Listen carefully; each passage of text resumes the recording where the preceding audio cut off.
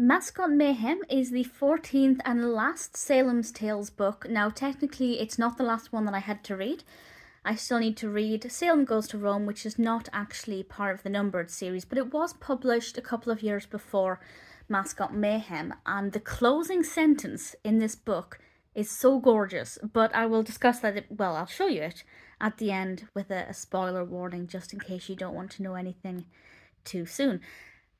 Absolutely gorgeous cover. And for anybody who's interested, there's the back of the book. And before I get in with the narrative, very quickly, our flip picture is Salem using the phone. This one is written by John Vornholt, and as you can see, this is about American football. To be honest, the first maybe 10 pages I wasn't that bothered about. I did like the fact that they really heavily featured Harvey and also Brad.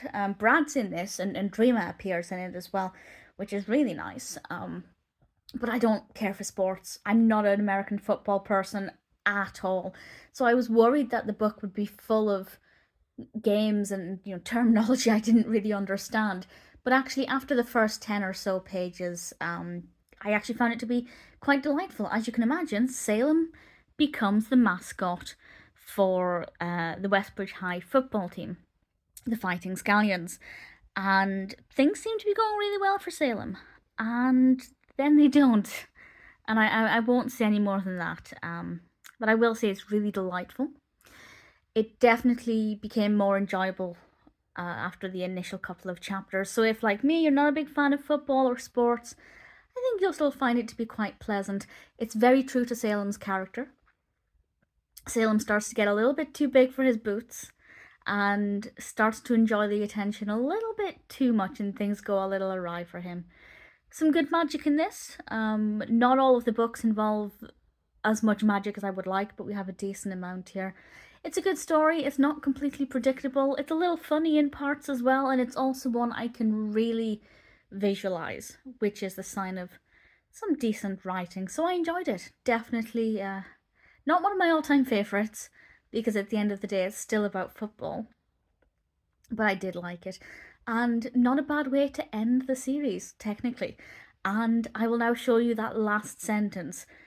As a last sentence of any book, it's not bad, but as the last sentence of the last book in the series, it's so beautiful. So I will show you this. And the last sentence is, Salem, nobody could ever forget you. I just thought that was such a beautiful way to end the final book in Salem's Tales. I don't know if they knew this was going to be the last book, but I'd like to think they did and that that was intentional. I have really thoroughly enjoyed reading these. As I said, I still have to read Salem Goes to Rome, which I will be reading as soon as I stop recording this. But they've been so delightful, and kind of sad they're over. And Mascot Mayhem is pretty decent too.